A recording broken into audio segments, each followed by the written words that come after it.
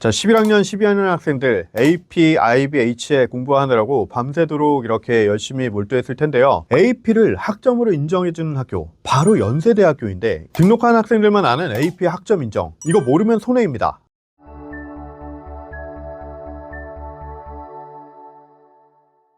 11학년, 12학년 때 많이 AP 공부하느라 밤새는 학생들 많을 텐데요. 대학교 1학년에 준하는 수준이기 때문에 그 내용도, 그 다음에 난이도도, 그 다음에 다른 거 병행하기도 매우 힘들었을 거예요. 연세대학교에서는 학점으로 인정을 해준다라는 건데요. 동도글로벌과 그 다음에 신촌 캠퍼스의 내역이 조금 다릅니다. 먼저 합격하고 나서 끝이다라고 생각하지 않아도 돼요. 국제학교를 다니는 만큼 이득이 있어요. AP 과목이 실제로 대학교의 수강 과목이기 때문에 영어로서 공부를 했던 우리 국제학교 학생들이 매우 더 편해질 수밖에 없다라는 사실이죠. 그 내용을 좀 조목조목 따져보면 이렇게 갈립니다. 신촌 본교와 송도 글로벌 캠퍼스로 가리는데요. 신촌은 쉽게 얘기해서 공대와 인공지능 융합 대학만 인정을 좀 한다라는 거고요. 송도 글로벌 같은 경우에는 어차피 우리가 제1국민 특례 3택이든 12택이든 송도에 1년 동안 있어야 되잖아요. 그래서 그런지 모르겠는데 인문, 사회, 자연 계열 모두 다 한 개씩은 항목들이 다 있습니다. 그러니까 1학년 때 가가지고 학점 인정받아야 복수 전공도 생각을 해볼 수가 있고, 아쉽게도 신촌으로 돌아왔을 때에는 공대들만 좀 인정을 해준다라는 거를 좀 포인트로 알고 있어야 된다라는 거죠. 자, 다시 한번 연세대학교는 신촌에서는 사회나 인문, 그 다음에 경제 이쪽은 아니고요. 공과대학과 인공지능 융합대학만 인정을 하게 되는데 그 내역들을 보시면 이렇습니다. AB 바이올로지, 칼큘러스, ABBC 뭐 이렇게 내역들이 있죠. 그게 지금 연세대학교 인정 과목으로 이렇게 해서 3학점씩 인정을 받을 수가 있다는 거죠. 한 가지 특이사항을 좀 말씀드리고 싶은데요. 뭐냐면 컴퓨터 사이언스 P 아니고요. 컴퓨터 사이언스 A만 인정이 된다는 사실. 다 앞에 7과목이었잖아요. 그거 모두 다 그러면은 4점 이상 받았을 때 학점으로 인정해 주는 건가요? 아니요, 그렇지 않습니다. 최대 2개 과목만, 그러니까 총 6학점만이거든요. 잠깐 앞에 넘어가다 보면 여기 점수가 3점 안 되고요, 2점 안 되고요, 5점 되고 4점만 되는 거예요. 자, 다시 한번 연대 신촌에서 공대는 4점 이상 돼야지 3학점으로 인정을 해준다는 거 꼭 명심해야 될 부분이고요. 결론적으로 말씀드리고 싶은 건 뭐냐면 여러 개를 하는 게 아니라 무엇을 했는가예요. 보통 이 공대를 생각했을 때 전공 코어의 필수 AP 과목이라는 게 정해져 있죠. 1학년 필수 중 가장 까다로운 과목부터 일단 시작하는 거, 그 자리에 AP를 채워야 된다는 거, 피직스와 거의 칼큘러스 BC는 거의 필수다라고 이제 봐야 된다라는 거. 자, 두 번째로 비교를 한번 해볼게요. 예를 들어서 A 학생은 나머지는 다 이공계 필수 과목들이 3점이고 심지어 문과에서 교차 지원을 했어요.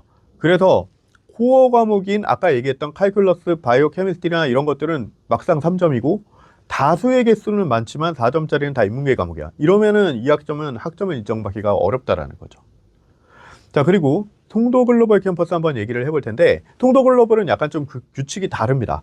영어로 수업을 하는 곳이라서 그런지 조금 더 까다로워요. 대부분이 아니라 모두 다 5점을 받아야만 하고요. 최대 9학점까지. 근데 여기서도 전공 과목은 2개의 과목만 일단 인정을 해주고, 비전공으로 뭐 한 2학점짜리가 있잖아요. 그러면 3학점, 3학점, 2학점에서 한 8학점 정도가 되겠죠. 그러니까 최대 9학점 이내, 여기까지만 인정이 된다라고 하는 게 좀 차이점이 있고요. 구체적인 과목을 좀 이렇게 보시면은 보이시나요? URC 인정 과목이에요. 지금 실제 학 과목인데 AP US 히스토리, AP 잉글리시 리터레처 이거 보이시죠? 그러니까 우리 아이들이 고등학교 때 국제학교에서 AP로 교과목으로 했던 게 대학교에서도 전공 과목으로 배운다. 그런데 한국의 일반 고등학교를 나온 다음에 AP 잉글리시 리터레처를 하려고 하면 매우 힘들 텐데 우리 아이들은 영어 노출이 계속 있었던 아이들이기 때문에 좀 더 훨씬 수월하고 유리한 고점에서 시작을 할 수가 있다라고 하는 장점이 있다라는 거죠. 자, 그런데 여기서도 또 조건이 있습니다. 뭐냐면 아쉽게도 독학으로는 안 돼요.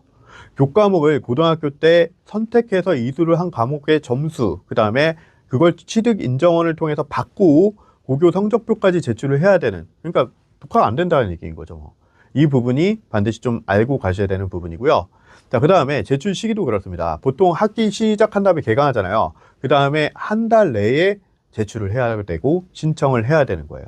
안 그러면 이거 지나면 요람상에 보면 인정 안 될 수도 있다. 분명히 써 있으니까 유념하시길 바래요.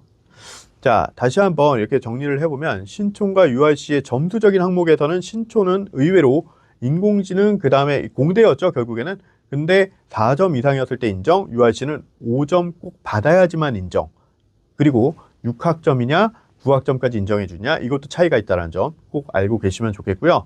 오늘의 내용은 매년 이 입시휴강에는 홈페이지에도 없는 내용이고 입학을 한 학생들한테 연세대학교 요람을 통해서 확인할 수가 있는 내용인데요. 그게 매년마다 조금 다를 수가 있기 때문에 반드시 입학하고 난 다음에 그 요람을 확인할 것, 그 다음에 한 달 내에 등록하고 난 다음에 개강이죠, 개강하고 난 다음에 한 달 내에 꼭 조치를 취하고 신청을 할 거.